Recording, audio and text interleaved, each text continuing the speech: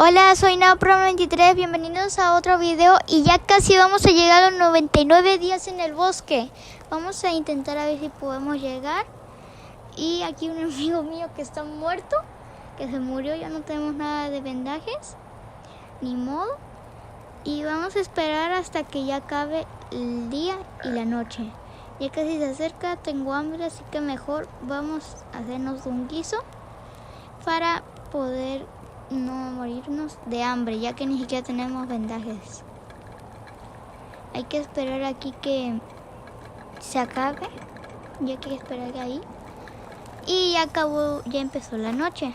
Ya nada más hay que esperar hasta que se acabe y ya para el día siguiente vamos a llegar. Ok, aquí pues hay que nada más que esperar. Aquí ya rescatamos todos los niños y todo para ya poder conseguir los 99 días en el bosque. Voy a esperar aquí, voy a estar saltando y voy a intentar a ver si no me muero. Ok, ya acabó, ya estaba nevando y hay que esperar aquí. Creo que es acá donde va a mostrarse ahí el ciervo, creo. Así que pues hay que esperar acá y pues hay que esperar unos 50 segundos y ya casi. Solo voy a esperar aquí, ni un enemigo. Ok, hay que esperar. Ya casi, ya casi, ya casi, ya casi.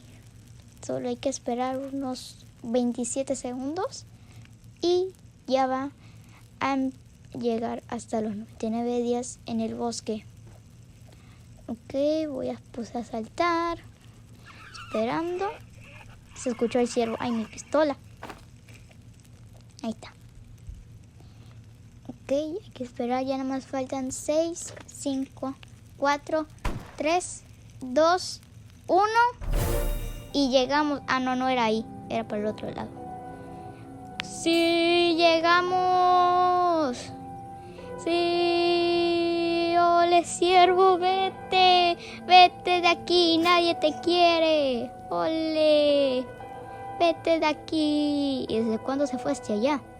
Vete. Vete, vete, vete. Nadie te quiere. Mejor vete a tu cuevita. Vamos, anda, para allá. Listo. Ya se fue el ciervo. Lo correteé. Anda. Y listo. Llegamos hasta los 99 días en el bosque. ¡Sí! Ya por fin llegamos. Sí. Sí, ya llegamos.